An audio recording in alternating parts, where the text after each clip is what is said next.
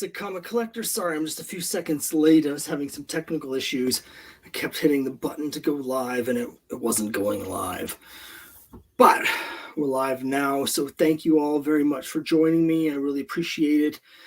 And I really appreciate all the support, because tonight we are doing the Kickstarter live launch party to celebrate the launch of the Crimebusters #5, my latest comic. And in a lot of ways, this is kind of the biggest, most important comic that I've done so far, which I'll get into later. But it kind of both creatively and from a trying to create a business out of things standpoint. This one's a really big one for me. So I'll talk about that later. But first, let's just, as we usually do, start off by taking a look at the campaign. Let me just get that all set up here real quick.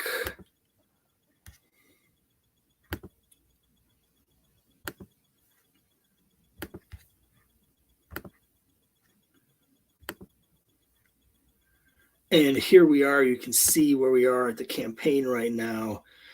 And we've just launched around 1 o'clock today.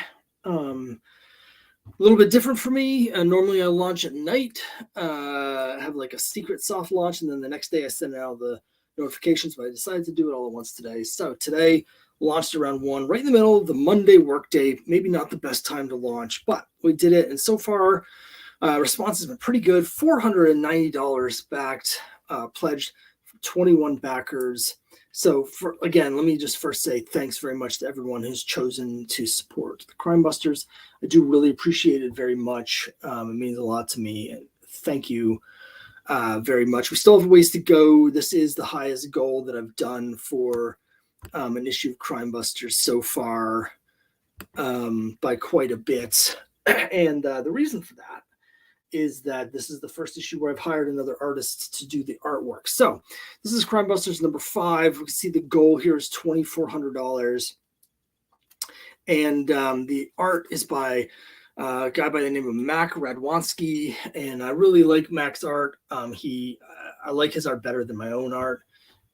So I think the art has an upgrade in this issue. And also he's faster than I am.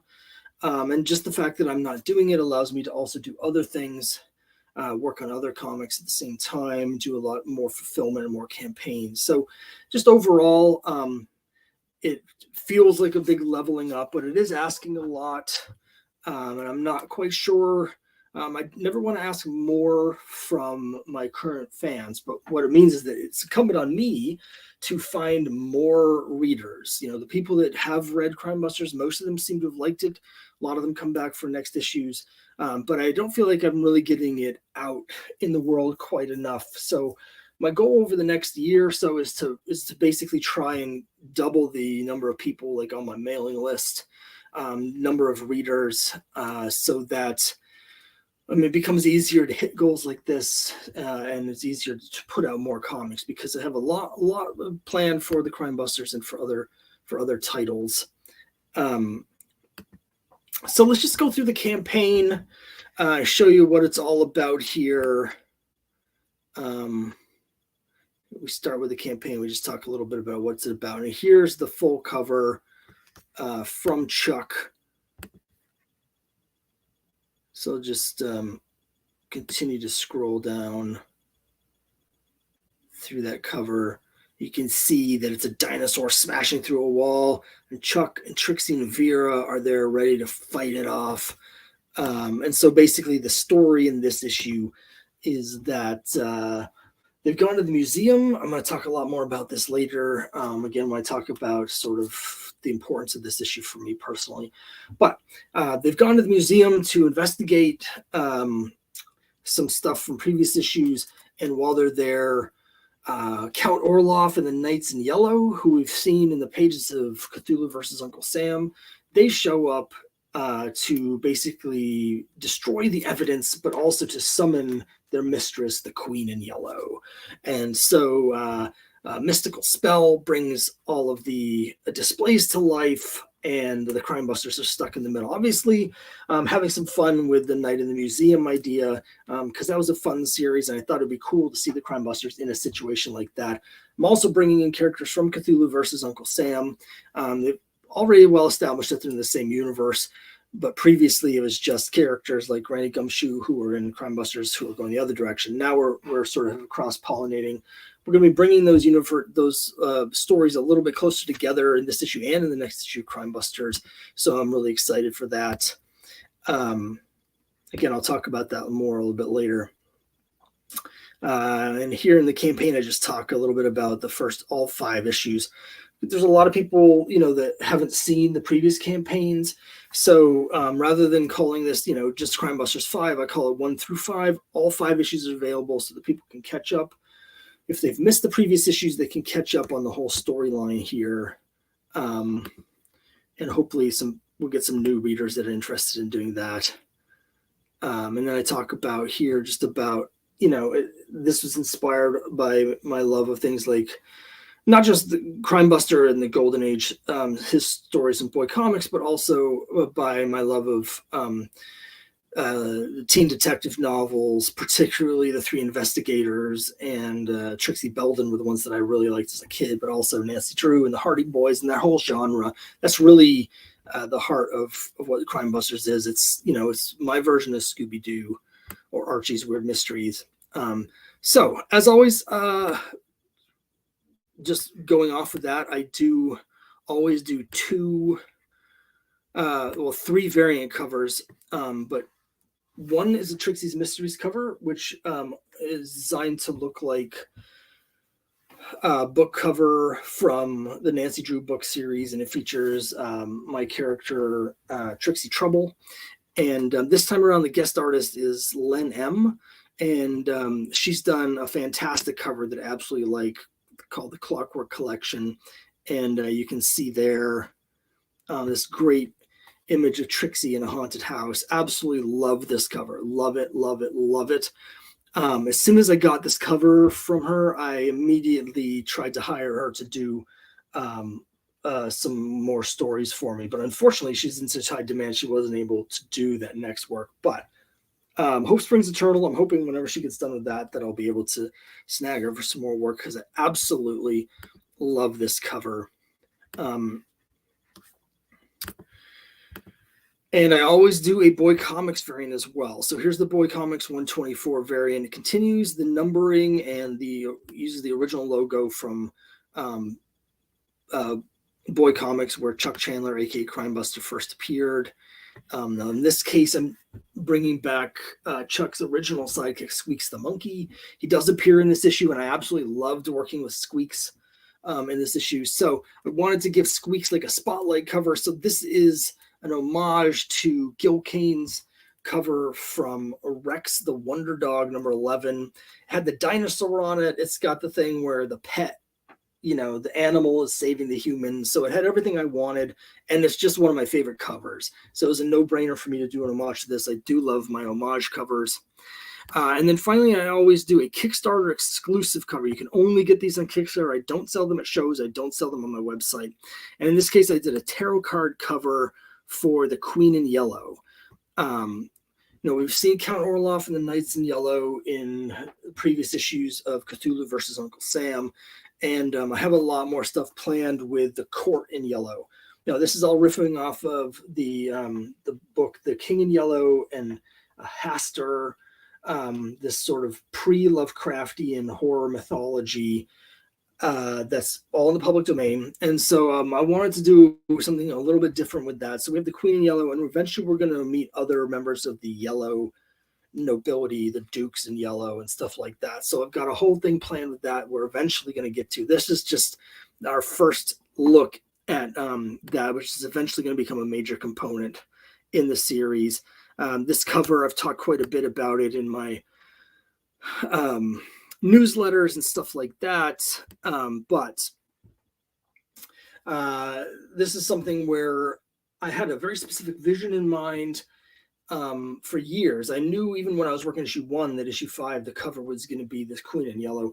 And when it came time to draw it, I couldn't quite get it right. So I thought, let me work with some AI. Now this was back a number of months ago. It was like last June, when for AI was first becoming a big thing last summer, AI art. And I did hundreds of iterations, and I finally came up with one that sort of captured what I wanted to do. And I used that for the designs in the issue, and I teased, I revealed the cover, and I was like, here's the cover, and everyone seemed to love it. And then all the sort of stuff came out about just how the AI artwork is created, which I didn't know, about how it scrapes work from artists whose work is not in the public domain.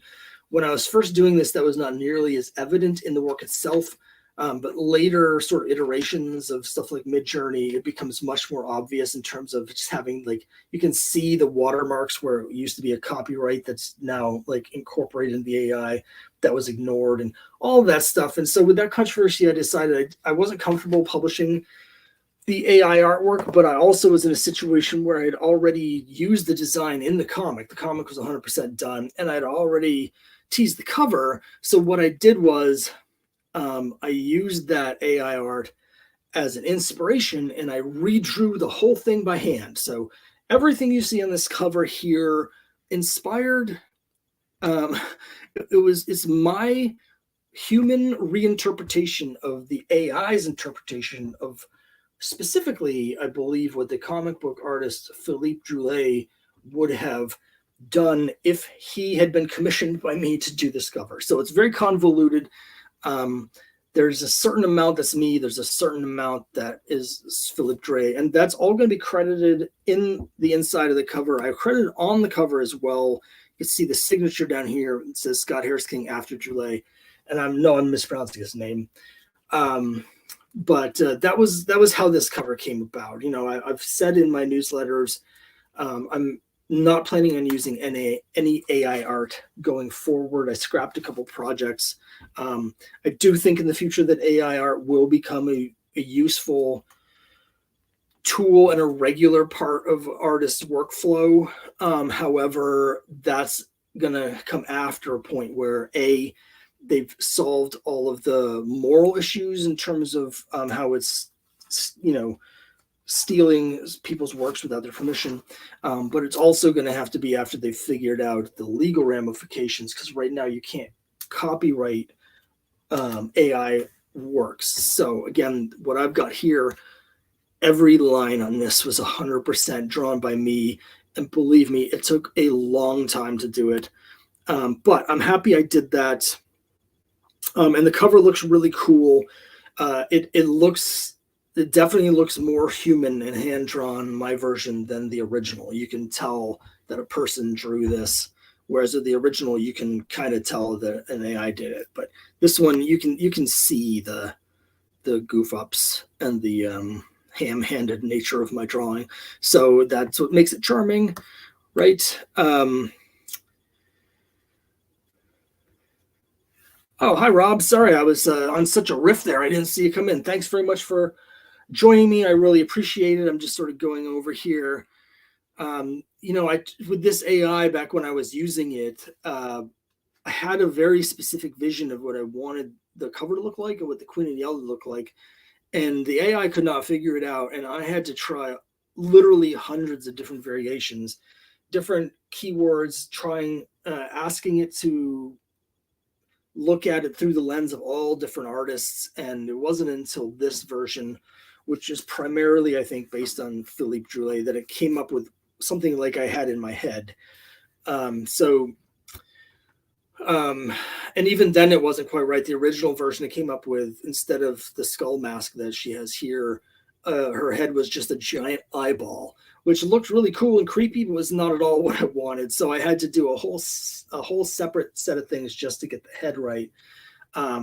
People have the idea that you just type something into AI and it pops out something awesome. And it can do that. But what it pops out that's awesome is often has no relation to what you actually want it to do. If you just want it to make something cool looking, very easy. If you want it to make something that looks cool and looks like what you want, that's extremely difficult. And there's a whole skill to it that I never really mastered before I stopped experimenting with AI. I do think the AI stuff is fascinating, but again, with the legal and the moral, ethical ramifications, I've stopped using it, and not planning on using it until they get that stuff sorted out.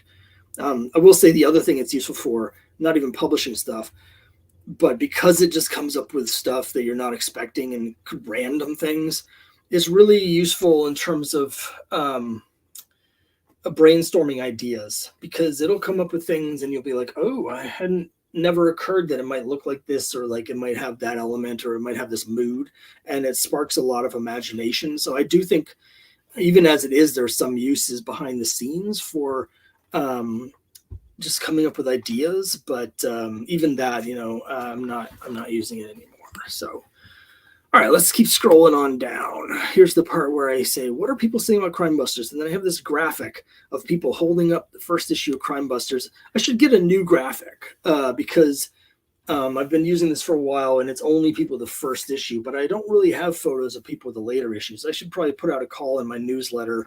Send me pictures of yourself with your Crimebusters. I don't know, maybe I should do that. And then here is the sneak preview. So the first 6 pages of Crimebusters are all 100% done, all inked, all lettered, and you get the sneak preview here. I wanted to make sure that we get to page 6 because by that point the story is really set up, and hopefully everybody enjoys it and likes the art here from Mac. What I really like about Mac's art is it does have the sort of the cartoony vibe. The characters feel like they're young. The characters are all 20 in this issue. They're college students, and they feel like that. They're not like jack superheroes, but at the same time, even with the cartoony elements, he has some really cool, like, heavy uses of blacks and moodiness, particularly in some of the later pages once the lights go out. But you can see a little bit in some of these panels where it's very stylized. I just really like the way he does this stuff. So I hope everybody likes his art as much as I do. And then, here's the section where I talk about myself and how much I love making these comics. And then I have the section down here, which is the rewards. It's always tricky, I hate to have so many reward tiers, but it's sort of a fundamental flaw with the Kickstarter UI, basically, like, particularly because I have some covers that are in limited amounts. Because some creators will do a tier that's like, all of the variant covers, just tell me which one you want in the survey afterwards. So they just have one tier for all the variant covers.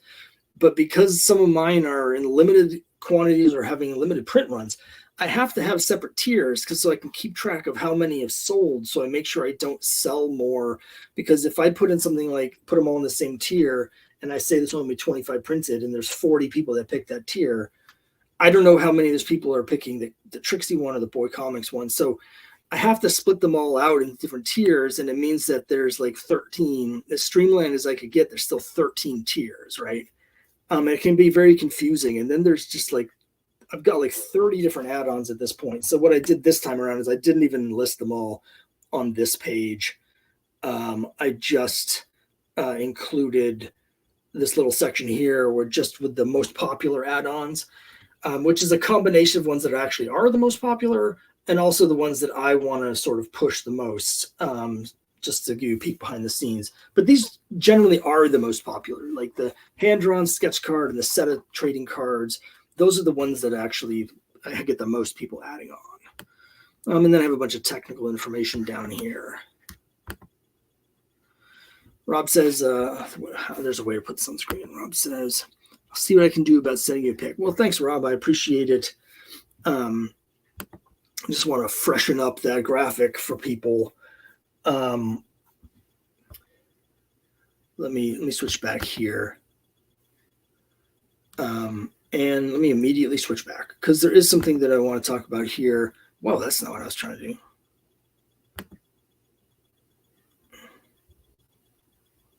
It's weird. Okay, here we go. That's better.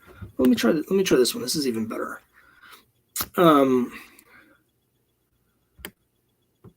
For those of you who may be watching this later or who haven't gotten the earlier issues, I just wanted to mention I do have these catch-up sets where you can get all the previous issues. One thing I wanted to mention is with the Trixie sets of the 5 Trixie Mysteries and the 5 Boy Comics sets, I only have a few of those sets left. Most of these covers were done in very, very small print runs, as low as 25, which is the minimum my printer allows. And I have sold a lot of sets in previous campaigns. So for people who want to catch up and get all of those, there's only a handful left of either of both of these. So once I'm sold out, I probably won't be doing any more printings of either of these because the trade's going to come out sometime, at the end of the year, maybe. And once the trade's out, I expect it's going to be a lot harder to sell the individual issues. So I'm not planning on reprinting any of these. So if people want to get these cool variant covers, so you have all of the specific set, I would suggest doing it because once they're sold out, they are going to be gone. I also wanted to talk a little bit about a couple add-ons in particular. So it's just going to take me a second to get the pictures for that to show you.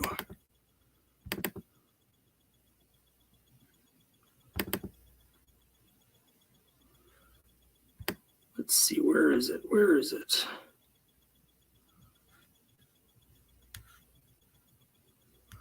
I'm just blind here. I can't seem to find this picture that I want to show you. What I want to show you is a really cool variant cover that we did from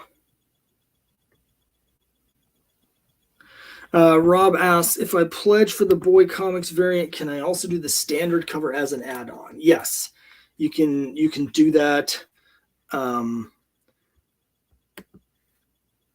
I just said yes, but let me just make sure that you can do that. I've been up burning the midnight oil setting up this campaign, and with 30 different add-ons and stuff, sometimes things slip through the cracks a little. So let me just double check and make sure 100% that I have actually added that on. But I'm pretty confident that that's available as an add-on. Let me just double check here real quick.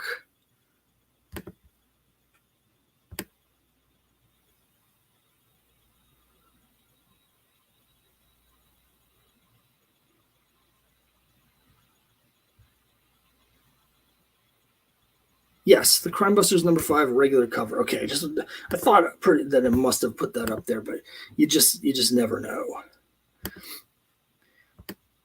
Hey Kyle, thanks very much for joining. Good to see you. I appreciate the support.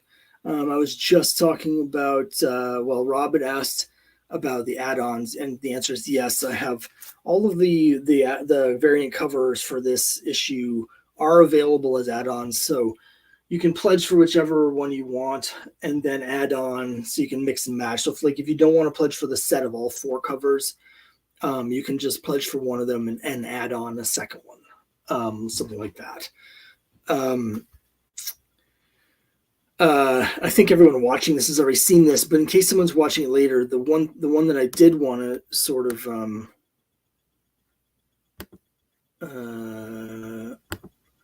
show here, if I can figure out how to do it.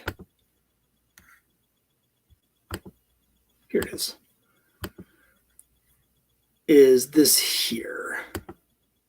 So this is the Granny Gumshoe variant cover for Cthulhu versus Uncle Sam #2.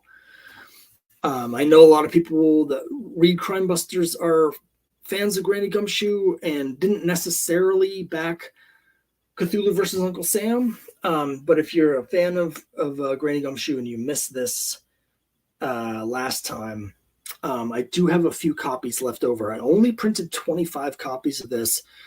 Didn't sell out all of them, and so I am offering sorry, it's a little bit cheaper this time around than the last time. I don't know when the next time I'm going to be doing Cthulhu versus Uncle Sam campaign is, and so I wanted to try and sell them, but also I wanted to offer them to the Crimebusters fans who haven't tried Cthulhu versus Uncle Sam as a way to try that series out, and also get this really cool variant cover from Chuck Smash. So again, this is the cover, Cthulhu versus Uncle Sam #2. In the add-on, it's only available as an add-on, and if you add it on, I think it's just $10. But I do have only a few of them available at that price because I did sell some of them during the previous campaign. But if you missed it, now's your chance to get it. Now maybe the last chance to get it if people add it on a lot. So that's basically what the deal is with that. All right, let's go back to this here and see where we're at. And we're at 22 backers, $496. Thanks everyone so much for the support. And I guess I'll talk a little bit. I mentioned this right up front. This is kind of this is like a really important issue for me, both creatively, but also just from the standpoint of making comics. Kyle says, hopefully our interview brought you a few more backers. Mark and Bill, most definitely. I really appreciated everyone's enthusiasm there. I haven't looked at the backer list today to see who's back just yet, but the campaign's running till the 24th. So people do have a little bit of time. So for this issue, like there's a couple things. So creatively, I think this is the biggest issue I've done so far because, I try and do every issue of the Crimebusters, of everything I've done, as a self-contained story, because it does take a while to put these out. So I want people to be able to get a full reading experience when you buy these issues. But I'm also aware that I'm going to be collecting them in a trade. And so this issue 5 is going to be the last issue of the first trade. And so I'm trying to do something as a writer that's pretty tricky, which is I'm trying to write an issue that's satisfying by itself, but also writing for sort of a 5-issue arc. And so in this issue, there's been some subplots in the background going on, mostly about Trixie trying to investigate the origin of the cursed chapel with the sacrificial chamber underneath it from issue 1. And that subplot's been going through all 4 issues where she's been investigating that. And that comes to a head in here in issue 5. That becomes the main story. They go to the Metropolitan Museum of Art to investigate that. But also there have been character arcs. So if you've been reading the previous issues, or even if you haven't been reading them, the big character arcs is, Trixie's trying to, she's going through this arc of self-doubt where, she puts on this sort of bold front that she's this great detective, but she's worried, particularly after the events of issue 2, that maybe she's a sham. And, she's been trying to like teach herself, get taught self-defense and become a better investigator. But that's sort of her character arc for the first 5 issues. Chuck, meanwhile, is dealing with the fact that he's sort of repressed all of his emotions and stuff about the murder of his parents. And that's been coming out a little bit more obviously through all the first 4 issues, right? Both of those character arcs also come to a head here in issue 5.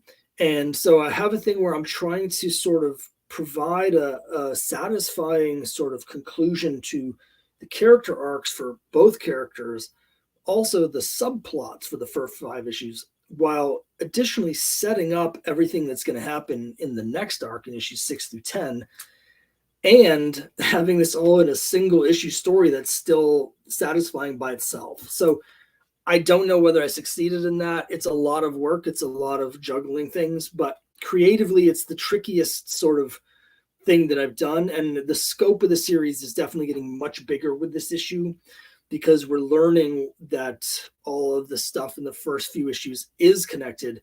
And the next batch of issues is going to be starting to explore those connections. So it's a really big issue for me creatively. But the other thing is, I want the issues to come out a lot faster. I want the art to be better. So I've hired Mac Radwanski to do the art, and I love his art, but it does mean that it costs a lot more. So like up until now, I haven't had a big goal on any of the issues of Crimebusters because I haven't needed to hit it. It might take me 10 months to do an issue, but other than that time is free. So, if I only get, bring in $1,200 of backing or $1,500 of backing, it's okay because there's no cost. But now that I've hired Mac and I'm trying to ramp things up, I want the issues to come out a lot faster. I want the art to be better. I want to build momentum. There's a much, much greater cost involved. And I don't know whether I have done a good enough job bringing in enough readers to really support that. So, I have the goal here is 2,500, I think is the official, 2,400 is the goal for this issue. And I don't know if we're going to reach that. I hope so, but it is a big ask with the base that I have. But the other thing is that if I hit that $2,400 goal, I'm still going to be losing a huge amount of money on this issue. Like I actually needed to get much higher in order for me to break even. 2,400 is sort of the minimum amount where I can sort of be okay losing the rest of that money in order to get this issue out and, get some new backers and stuff. So the results of this campaign and my next couple campaigns is going to go a long way to determining how sustainable things are. I don't want to go back to drawing it myself, but it's possible if I start losing a lot of money on all these, I might have jumped the gun. I don't know. So I have a lot of, there's a lot riding on this issue, both creatively and from a business side, a publishing side, where I'm trying to really ramp up the scope of everything and really bring out something really cool to a lot more people. And we'll see if I'm able to succeed. I've been working literally all day just sending out updates on every platform, like Instagram and multiple channels on Facebook and Reddit and multiple comic book forums. And I even started a TikTok just to promote this, which was an adventure in itself, just figuring out how that worked. I've been working all day just trying to get the word out on this. And that's basically what this is going to be for the rest of the month, is just beating the drum. The last issue of Crimebusters, we had 91 backers, and it was $2,400 in funding, which was a lot more than I was expecting at the time. This time around, I'm really hoping to at least get to 100 backers. And that's all about me just getting the word out to more people. The last issue of Cthulhu versus Uncle Sam, I had 150 backers. So it would be great if I could bring in more of those people to back Crimebusters. So ultimately I need to get between 125 and 140 for this issue of Crimebusters to break even.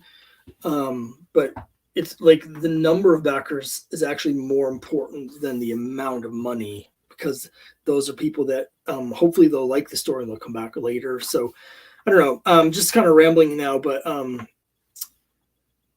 there's a lot of work in this, but there's a lot riding on it. I feel like this campaign and my next two, which will be for Quest #1, which will be my big new fantasy series I'm working on, and then the Crimebusters trade. The way those three go is going to go a long way to determining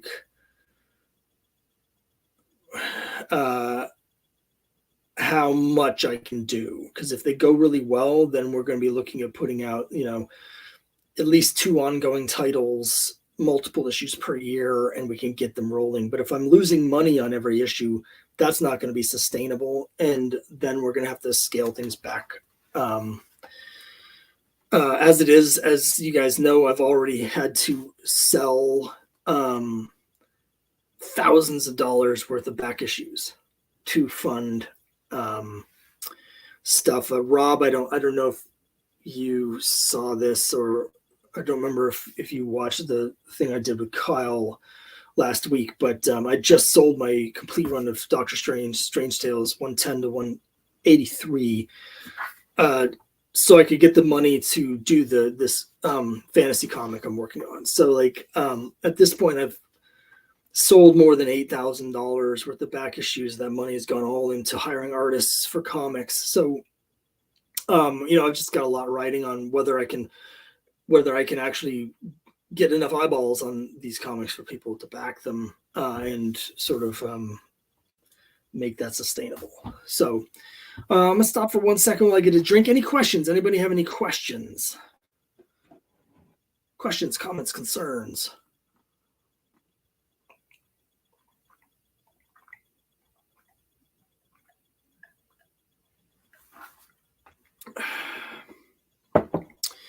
Okay, that sounds like a no. Sounds like that was a no. So, well, let's take a look at the campaign. Let me switch back over to here and take a look here.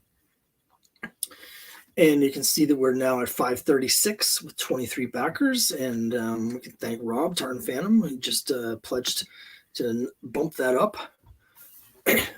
Thanks, Rob. Rob says, wishing you the best in making it work. I think it's an awful lot of fun. Well, thanks. I appreciate it. I have a great deal of fun doing it. It is like I'm at the point where I have so many different artists and different projects going in different stages that it is a lot of work as well. Like there's days where it's like I might spend a couple hours just sending out like emails to people and doing posts on different forums and stuff about different projects. And it's not even actually making the comics. It's just the administrative work of getting everything set up. I'm super excited about this new series Quest that I'm working on, the fantasy series. So I'm definitely going to be doing some more dedicated videos all about that because I think it's going to be really awesome and really fun. And it's like a Warlord or a Conan sort of sword and sorcery, Dungeons and Dragons inspired adventure. So that's a book that I'm really, really excited to work on in addition to this. And I'm hoping that brings in a whole different audience. I wanted to sort of try and broaden my reader base. Right now I have a lot of public domain superhero fans, which is great because I love doing that stuff. But I also want to just try a different genre. So really looking forward to that. One thing I wanted to mention at this point is talking about like how much work it is to do this stuff. Is that I don't think I've announced this anywhere. Exciting news, but the Cthulhu versus Uncle Sam #2 is supposed to arrive tomorrow from the printer. So tomorrow I'm supposed to get all the copies from the printer. So I'm going to do an unboxing video. And then at some point tomorrow, I may even start doing the fulfillment. It's kind of a tricky timing because I have so much I have to do with this Kickstarter launch. But I had told people on that campaign that I'd be sending out their physical rewards in March. But I think I'm actually get everybody's rewards out in February. My plan right now is, I've got like 120 to fulfill. I'm going to try and do between 5 and 10 every night. So they'll be going out piece by piece. But that will allow me to get everything done by the end of February ahead of schedule, but also leave me a little bit of time to work on the Crimebusters #5 Kickstarter. But that's very exciting. I'm always super nervous before the comics arrive from the printer because they could get damaged in shipments. They might have misprinted something. I went over all the proofs and everything, and I went over the physical proofs, and everything looks fine, but you just never know. You just never know. And so I've never had any real issues with stuff from the printer. One time they forgot to print 2 of the variant covers, but they got that cleared up pretty quick, but I had to wait an extra 2 weeks for that. And then one time I did get a batch of things that had a bit of a corner crunch on some of the books. But it was only like 5 or 6, about 10 copies maybe. So nothing major, but with for Cthulhu vs. Uncle Sam #2, the printing costs for me on that issue was like $875 just for the printing. And so, that's a ton of money. So if something goes wrong and they're damaged, or there's something even worse would be if there was something actually like something I made a mistake on when I go over them and has to be redone. Like, it's a huge financial burden that is untenable for me. So I'm very nervous every time one of these shipments arrive. But so far they've all been fine, and I'm also really excited to get them. Again, that's tomorrow, so expect if you're a backer of that campaign, there'll be a video probably tomorrow with an unboxing so you can see all the physical editions. Rob says, fine work with the Rex tribute cover. You recaptured the spirit of the additional great addition to my Mushroom Cloud cover sub-collection. Thanks, Rob.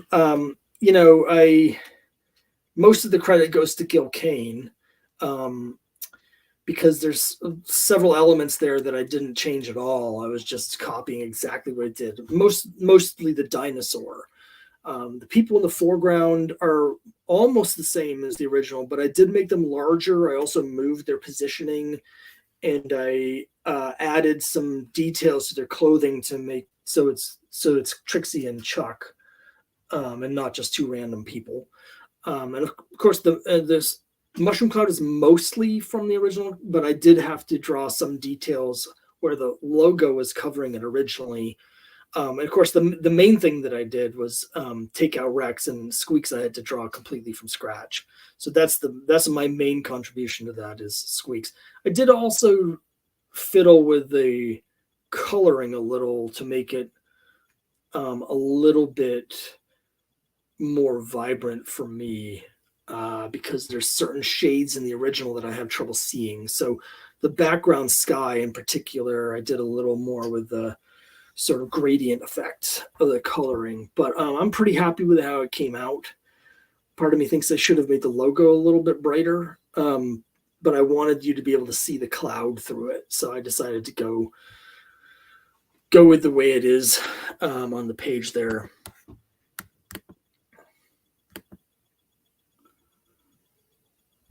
So we do have some more backers coming in. Let me just switch over to here. And you can see that we have just hit $600 in backing, 25 backers. I really appreciate it very much. It's very nerve-wracking. All of these campaigns are just very nerve-wracking, but in particular, as I mentioned, this one I have a lot riding on it. And so I've been crunching all these numbers, like all the metrics of what I did in previous campaigns and how it might, what it might mean for this campaign and what the trends have been. And none of that really means anything, but it's just me trying to figure out like what I should expect from things. But I really appreciate all the backing. That means we're at exactly 25% of the goal. So the goal is 2,400. We're currently at 600. So we've hit 25% of the goal. We still have quite a bit of time left here on the first day of the campaign. So hopefully we get a few more people. There's still a lot of regular backers who have backed, some multiple previous issues for me that haven't backed yet. And I'm hoping to see them again. I have gotten to the point where I kind of know a lot of the backers' names, even though I haven't met them. I recognize the names, and I appreciate everybody who backs. And just, in case you're watching this later, like, I do see that. I do see the people who are back in the campaigns, and it makes me really happy and super grateful every time I see someone's name that I recognize, someone that's returned. It makes me feel like I've done something right with the previous issues. So that's really appreciated. So I'm hoping to see more of my old friends return for this one. But I also, as I mentioned, last issue had 91 backers. I really want to see a lot of new friends this time, get up over 100. 100 is my goal. 110 would be fantastic, and I think anything past that would be great if we could spread the word and get people to give it a try. So yeah, I'm very grateful for anybody who chooses to back. I really appreciate it very much.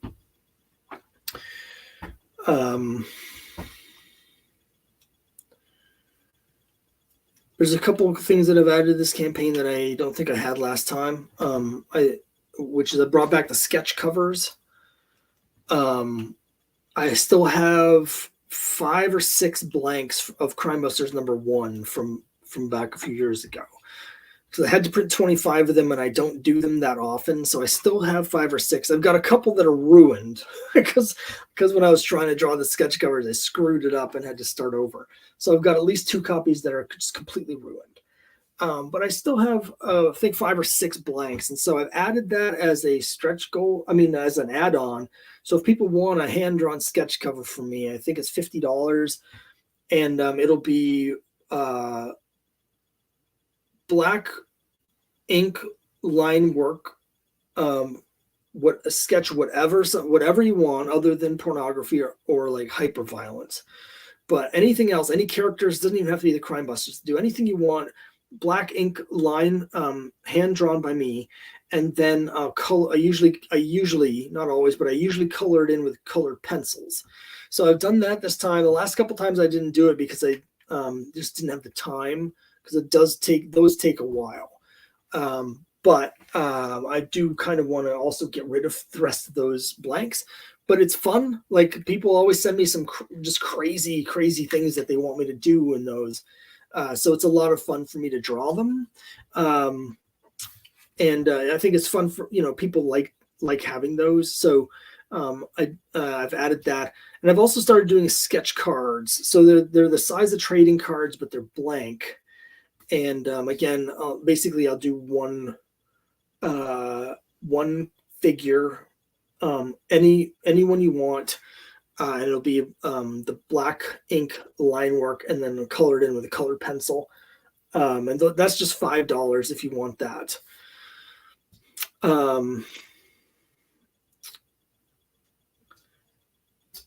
So I've added both of those this time. I don't think I had them last time, just as add-ons for people to get that sort of thing.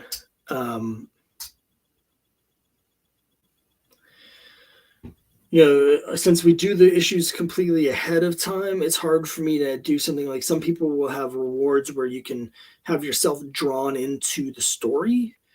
I did that once before, but I have to do it where they're drawn into the next issue, and that gets a little bit trickier. But I might play around with bringing that back, because it is a nice reward. People like that sort of thing. It's also like a higher end reward that I can do. So maybe I'll do that, for issue 6. I'm sure we can find a role for someone in issue 6. And issue 6 is also going to be like, one thing in this issue, if I haven't mentioned this, but I think I touched on this. This issue starts to bring together some of the elements more closely from Cthulhu versus Uncle Sam and Crimebusters. So previously, of course, we had Granny Gumshoe first appear. My version first appeared in Crimebusters, and then she appeared in Cthulhu versus Uncle Sam. Well, in Crimebusters 5, we've got Count Orloff and the Knights in Yellow, who we've seen in both issues of Cthulhu versus Uncle Sam. They're going to be now in 1957, and they're going to be messing around up with the Crimebusters. That's intentional because there is a shared mythology that we're bringing together. Crimebusters #6, which I'm hoping to have out later this year. We haven't started working on it yet. Mac is currently finishing up actually a story for a romance comic that I'm working on. But when he finishes that, hopefully we'll be ready to start drawing issue 6. So I'm hoping to have that by the end of the year. And that's going to have Uncle Sam in it. And we're going to learn what's happened to Uncle Sam since the end of the war. So I am starting to bring some of those elements together. So again, I'm hoping to have so many more readers for Cthulhu versus Uncle Sam than Crimebusters. I'm hoping some of them will try this stuff out. Let's see. Rob asks, is there no Brookie monster in the house tonight? No. Fortunately, my wife isn't here because she had to go see her orthodontist. She's been having so much trouble with her teeth for several years. She grinds her teeth very badly in her sleep and has cracked her teeth before. And so she has a night guard and she's busted her night guard. And basically a couple years ago, they were like, if you keep putting this pressure on your jaw because it's misaligned, we're going to have to do surgery on your jaw. So instead she got these Invisalign things to slowly like move her jaw's position. And that's been horrible because it's triggered like constant jaw pain for the last 2 years, but also that jaw pain triggers migraines. And anyway, last night was really bad. Her jaw was really bothering her. So she had to go for a special late night visit to the orthodontist to get her jaw adjusted and her teeth filed down so that she can sleep. So it's probably more information than I needed to give you, but yeah, unfortunately she's not here tonight. Yeah, it's a little too late. But yeah, like she's been dealing with this for years. It's just gotten bad to the point where she's almost done with the Invisalign. So we're hoping that once she's done with the jaw movement and they get everything where it's supposed to be. And one of the problems is because she has to wear the Invisalign even at night, she can't wear her a mouth guard, like the night guard, while she's sleeping. And so it's just the Invisalign, and that doesn't really do nearly as much. So this attempt to fix her jaw has actually made things a lot more painful than they were before. So she's nearly done with that. And so once she's done and everything is in place permanently where it's going to be, then she can get a new night guard that fits her new alignment. And we're really hoping that takes care of a lot of things. But it's been, ever since we've been together, she's had issues, multiple root canals, all sorts of like major problems. I have TMJ problems as well, but it's not as bad as her. Like, hey, it's George. Hey, George, how you doing? Thanks for joining us. George says, hey. Thanks very much for joining us. Appreciate it, George. Hope everything is okay with you. I'm sorry I missed the group chat yesterday. I was actually working so I could get some work off my plate because I knew I wasn't going to be able to do anything today. Today has just literally been working on Kickstarter stuff all day long. Speaking of the Kickstarter, let's take another look at it here. I'm going to refresh this. It doesn't always auto-refresh. But you can see we're at $622, 26 backers, which is great. So I just appreciate everybody's support very much. And, still a long way to go. We're a little bit now over 25% of the way to the goal, which is a good first day. I did things a little bit differently this time. Usually I have like a soft launch the night before the campaign, where I will go live and only the people that have been following the campaign get notified. And then the next day I send out everything. But today I did it all at once. So I don't know quite how it's going to shake out. But so far it's been a good first day, and I really appreciate everyone's support. George, I think you missed it. You came in a little bit late. I just finished telling everyone that I've received a notification that Cthulhu versus Uncle Sam #2 is arriving from the printer tomorrow. I know you've been waiting with bated breath for your special variant covers. I should have them tomorrow. Don't know exactly when they get mailed out. I'm going to be mailing out, I'm going to try and do 5 to 10 per day over the month of February. So it's just going to depend on where it falls in there, but I'll try and get it out as soon as I can to everybody. So that's very exciting. It's also always exciting when I'm done with that. like when I get in the books and I finally finish mailing them back out to everybody, that's very satisfying to not have to do that anymore. So we're looking forward to that already.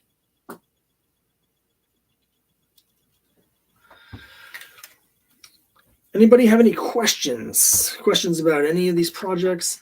I think what I'll do before we sign off is I'll give you guys a sneak peek at some of the stuff from Quest. I mean, if you've been on the Classic Comics forum, if you happen to have checked that out, have I converted the ugly mug into some kind of recreational smoking paraphernalia? Nope. The ugly mug is still just the ugly mug, but I have a rolled up 11 by 17 Cthulhu print sticking out of his head, just because it was just in my way. And so I stuck it in there. My wife thinks that thing looks even worse when there's like just a giant thing sticking out of his cranium. Let me just give you a little sneak peek of some of the stuff from Quest. Let me call that up so you can see it. Quest is my D&D inspired, like 70s style sword and sorcery ongoing adventure story. Like it's just gonna be wizards and monsters and paladins and all that stuff, and it's just gonna be action nonstop. The guy's actually finished drawing the first issue. He's working on the cover right now, and once he gets the cover done, sending it all to the colorist for the flats. So we're not that far away from this first issue being done. Let's see. But here is the here's my retro variant cover for issue 1. Obviously, it's Conan number 1. This is the retro throwback cover for issue 1. I'm going to be doing one of these for every issue. I'm also going to be doing a one for every issue that looks like an old Dungeons and Dragons module, but I don't have that drawn yet. I have all the graphic design done, but I don't have the actual picture done. And I'm also going to be doing one that looks like a D&D character sheet. So it'll have like strength, wisdom, intelligence. I'll have all that stuff. It'll have like, and it'll have like a black and white like pen sketch of the character. The D&D sheets will have those like place for your character sketch. So it's going to have that.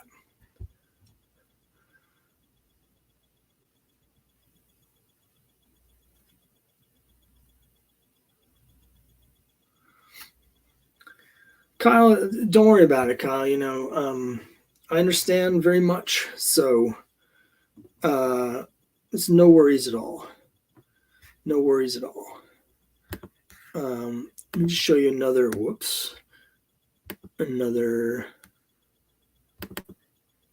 Quest related thing. This is the next thing that's coming out after this, which is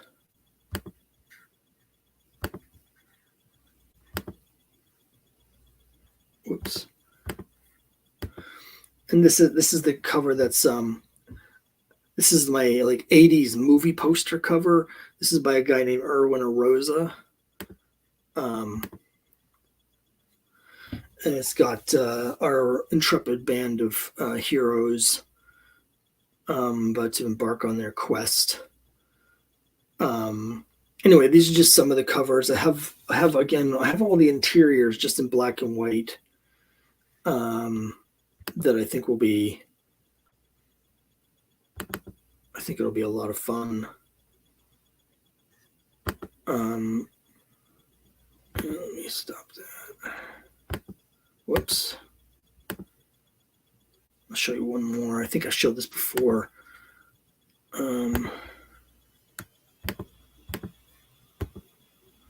This is the 2-page spread of our hero coming in and saving someone from an attacking monster.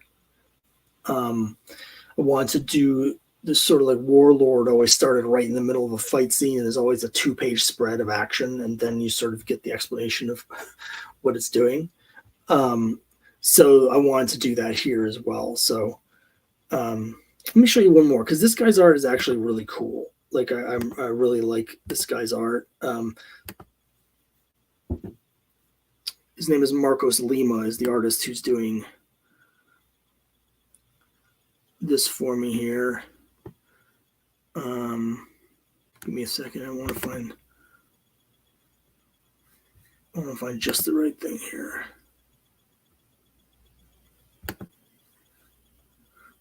I mean, this is, there's not a lot of action on this page, but it just shows you like,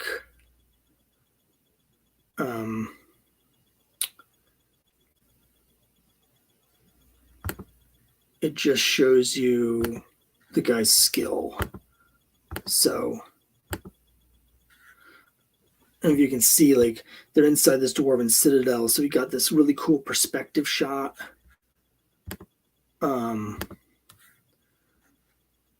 I don't know. He's just very technically, he's very good with the perspectives and all this stuff.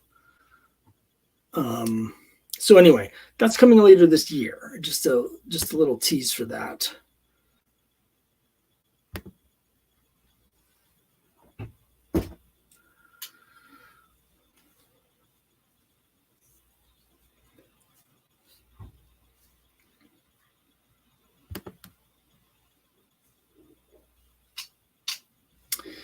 Kyle says, favorite Scott cover is issue 1, the Tuska for non-Scott USM.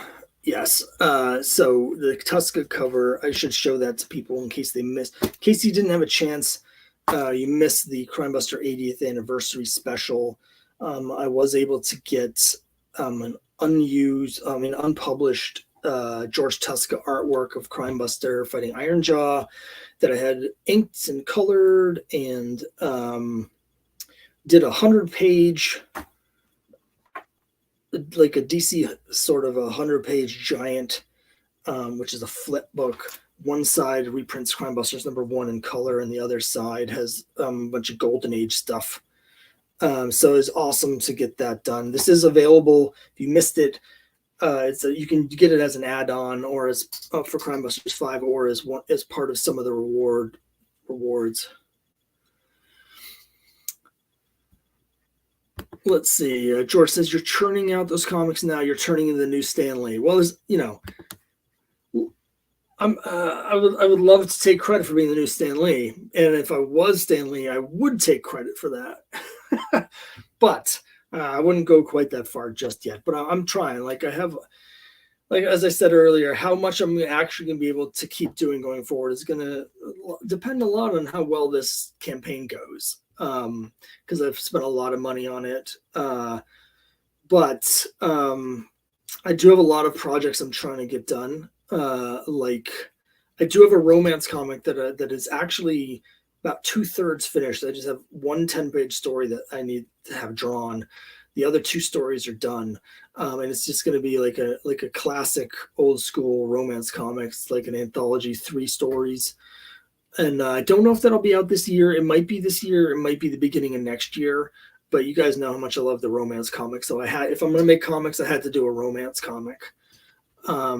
So that's one where I really want to finish it and get it done, get that off my plate, and just reinvest those resources into a new thing. But that's where I'm at.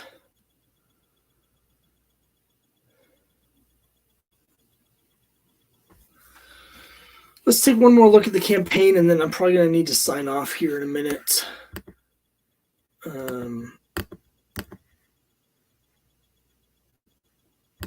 Let's see. We're going to share the screen again.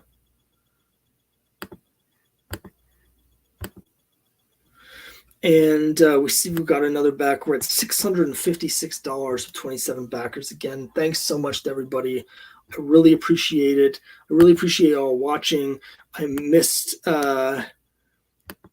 Chuck. Hi, Chuck. Thanks so much for watching. I really appreciate it.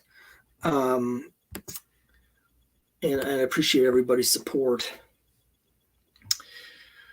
And, it's a really good first day. I really appreciate it. We still have a few hours left. There's people out on the West Coast, for instance, that are just getting home from work. So maybe we'll get a few more backers before the end of the night. And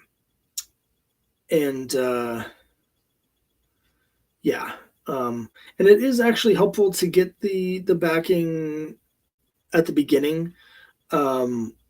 It's any backing anytime is great.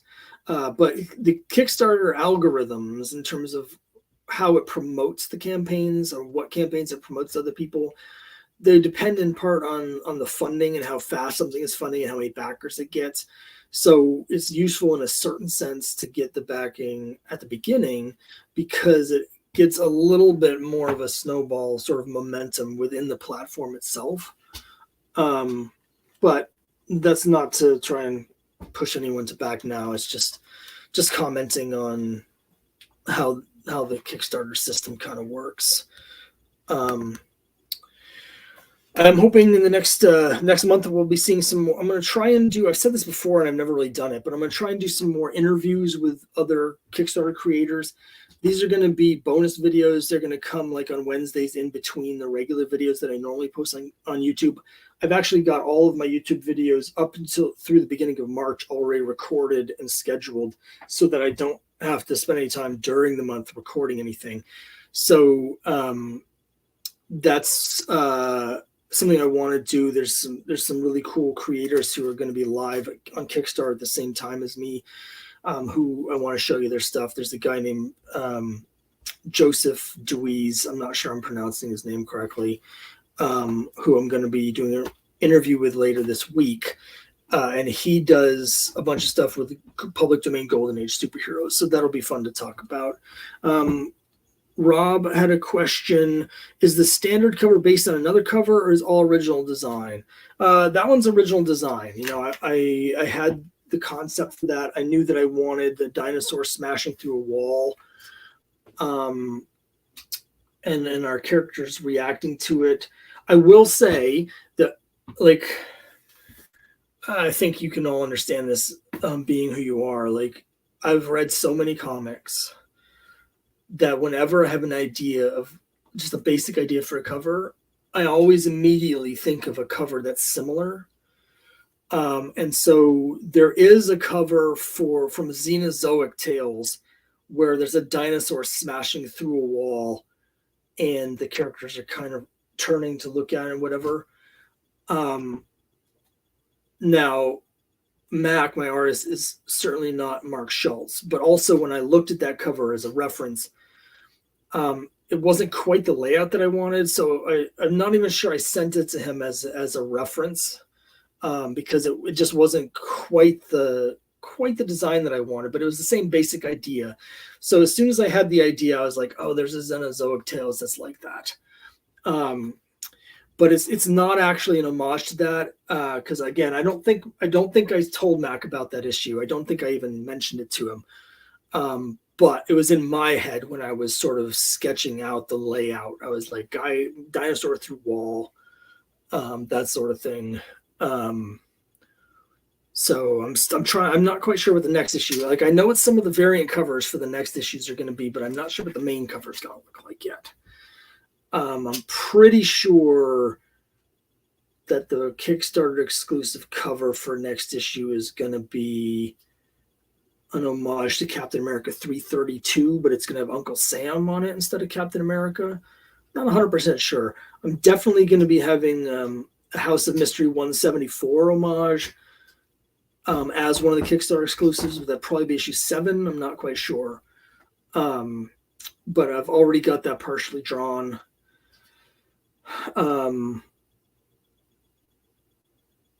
But it's also tricky because I really want to do a Tomb of Dracula homage for issue 7 as well. So that it might take that place and then might push that to issue 8. I'm not sure.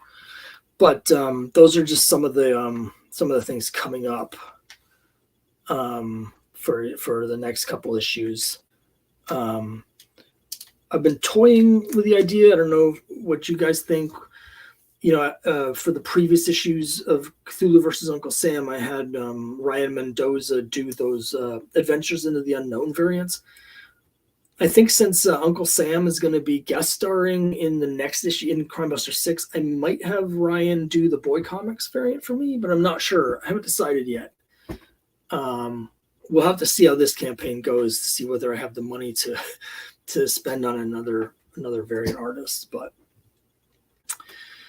all right, I think I'm going to wrap it up here unless anybody has any last questions for me. We've gone a little bit over time, and I do need to use the restroom and stuff. I really appreciate all the support, everybody. It means a lot to me. We've gotten another backer up to 678 now, so I really appreciate it. And anybody, final comments, questions, any questions about any of the comics or about Crimebusters 5, about add-ons, about the story, anything?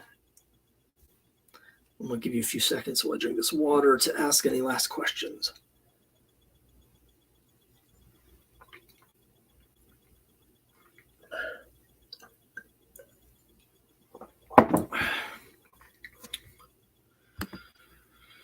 So overnight, Kyle says, best of luck with everything, buddy. Thanks very much, Kyle. I really appreciate all the support. I appreciate you having me on your stream the other day with Gray Man.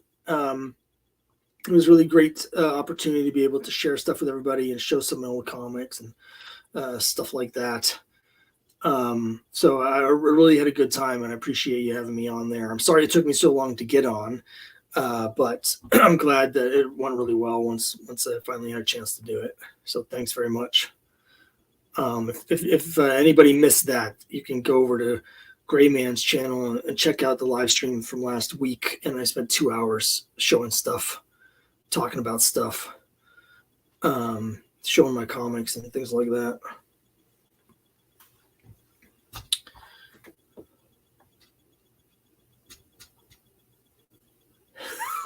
Rob desperately needs to know what Kyle's favorite cover for issue 5 is. Rob's not going to be able to rest.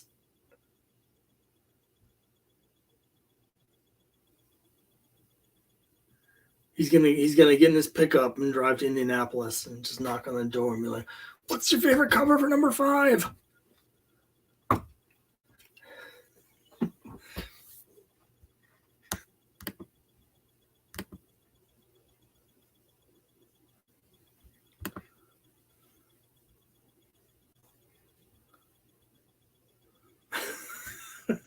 All right, everyone. I'm going to wrap it up. Again, thanks everyone for joining me. Kyle, Rob, George, Chuck. I really appreciate all of you coming. Everyone else who watched, anyone who's watching this later, thanks so much for watching. Thanks so much for your support on the Kickstarter again.